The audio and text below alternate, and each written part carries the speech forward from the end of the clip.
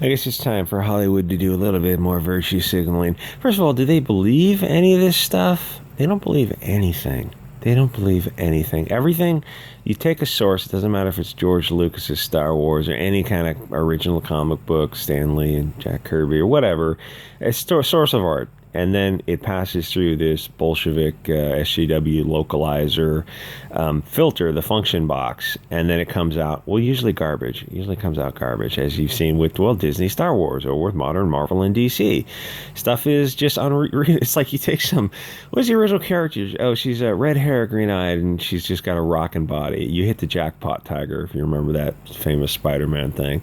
Just a rockin' body. And it goes through this function box, and it comes out flat-chested, pox-walks, shaved side of the head girl. And you're like, oh, this isn't quite what I... Oh, are you a bigot? Are you a bigot and astrophobe? Well, yes, that might be true. Yes, fair enough. But it still doesn't... it's not the original character. You've changed it into something unrecognizable. But I called you a bigot. Yes, I get that. You people call that to everyone. I actually can't be a bigot because I'm marginalized, oppressed, and disenfranchised and othered. So stay in your lane and know your role. And it comes out crap. It just goes through this Bolshevik function box. And it's like, oh, hey, George Lucas Star Wars. Yeah, it's a bunch of, there's weathered, beaten up universe, 77, 80 Star Wars, looks killer. And what does it come out? Oh, Disney Star Wars. Oh, this sucks. Yeah, it sucks. So click the links for Odyssey Bitch on the channel, support channel with the various links, or Telegram and Gab, free speech platforms. So they're very, very, very much free speech. Talking to you, Wanderer's Choice. So this lay of the land is actors, characters, people play roles. They're acting. Oh, that's kind of the beginning and the end of the conversation, isn't it? People, get on stage. All the world's a stage. A little Globe Theater, Shakespeare, this kind of stuff. Been doing it. People have been doing it. People have probably been doing it for like tens of thousands of years. Dancing, like how did it start? People go for a hunt or something. Some unusual event happens and they tell this story, but they're telling the story with a little spice. They get around the campfire and they're telling like, oh, we had this unusual hunt today where the mammoth fell in a whatever and grog, and it's like, oh, he did something clever. Let's reenact the story, but let's stand up and reenact the story and use some gestures, and then we'll have people play different roles of the elephant that we whatever. You get the idea. It's like it's an old human experience. No, you don't understand. You're not listening, Matt Walsh. You're not listening. A chicken doesn't cry. A chicken doesn't contemplate self-harm. Matt Walsh is like, I'm legitimately dealing with crazy people here. This is just Bolshevism 2.0. It's like 1914. It all just kind of cycles back again. That was terrifying to hear a medical doctor talk about crying chickens and self-harming chickens. Like, is this an appeal to an emotion? Are you deflecting from the argument to simply appeal to emotion? Which is weird because you're a medical doctor. Anyway, so it goes, what a schizophrenic rant that was. It goes through a function box and it comes out garbage. So let me say this. The reason straight actors can play gay characters, and I know this is going to sound a little politically incorrect and a little bit weird, is because otherwise the movie is too gay. If it's a gay actor playing a gay movie, it's all gay. It's like gay on top of gay. Where a straight actor can do it, and you're watching the movie and it's a step removed, you're not seeing a gay movie, you're seeing a actor portraying a story, telling a story. Where if it's like in the 90s when this movie came out, there were other movies like kind of straight to rental gay comedies, and it was presumably gay actors playing gay roles. They were not going to be huge budget hits because they didn't click with the general audience, who, unfortunately is straight. I know something like 30% of kids are on the BLT spectrum. It's like, yeah, but what does that mean? Oh, it means nothing. It means they just they want social media clicks.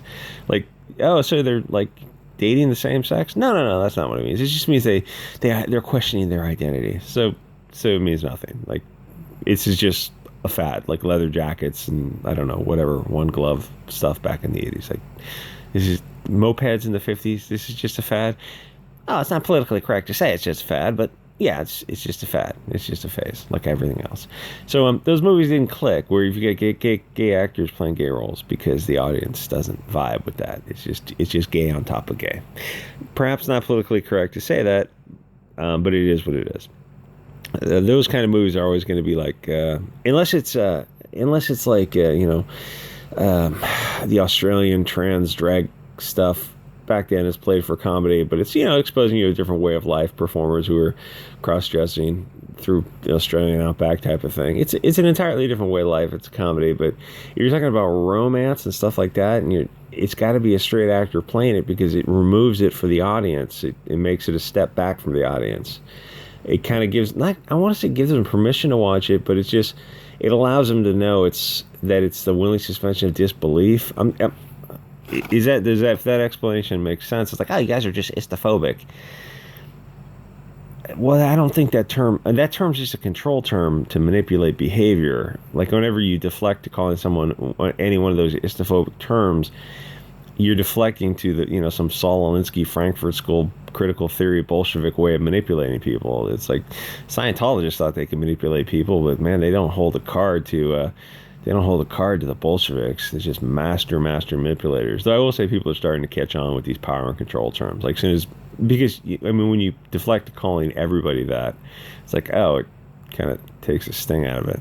The funny thing about Scientology is like those guys were very psychiatry, which I'm starting to realize. Oh, I guess they were right about that. That's another way to manipulate the masses. Quick, your kid is a little too excited and can't concentrate in school. It's like, oh, let's put them on some meds. No, maybe the school's a problem. Maybe you should, smaller classes, homeschools.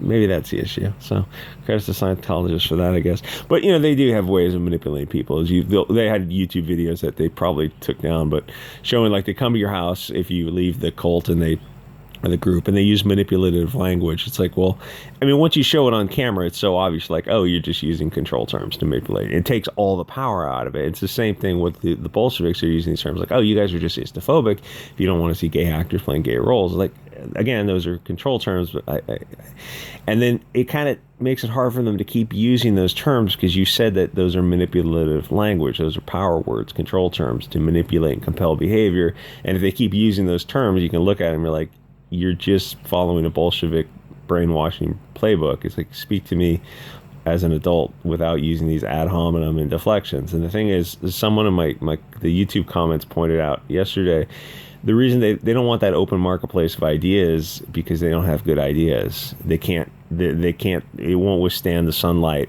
the harsh disinfectant sunlight of the open marketplace. Because they can't withstand a rebuttal. They take that, hey, you hit the jackpot, Tiger, and then turn out to be like Riri Williams and like, oh, this isn't what we wanted. Oh, you're istophobic. It's like, but it's not the character. Again, you're istophobic. Yeah, but you're just deflecting from the central argument.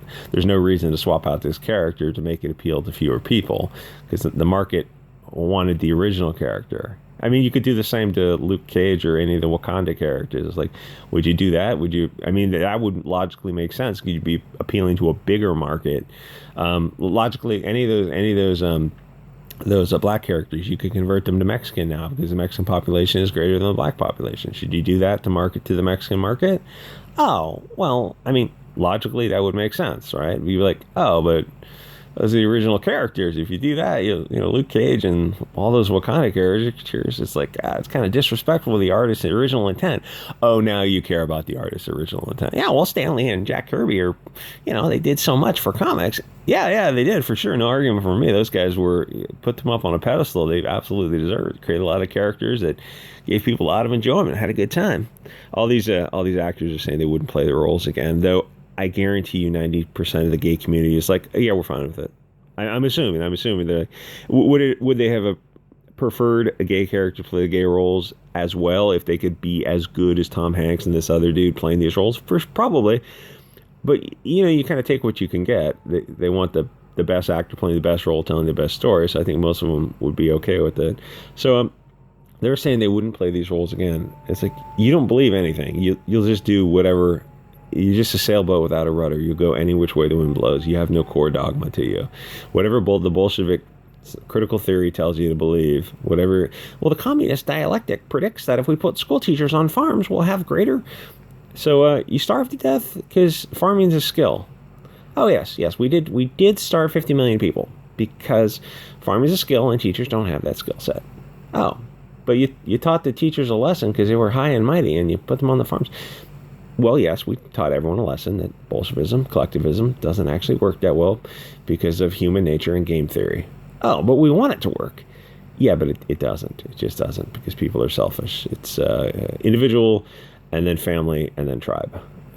So once you kind of go away from that proven human history, you just end up with mass starvation. Oh, is that where we're headed? Yeah, pretty much, because anytime someone tries to speak out against it, the not only does the left call them out, but the right wing calls them out too. Anyway, so Ewan McGregor, the guy who played the Hobbit thing, the Lord of the Rings character, the wizard, obviously he's not a wizard in real life because he's an actor. He says it's ridiculous, as is all this stuff, is absolutely ridiculous. Anyway, like, comment, subscribe. I'll see you guys all next episode.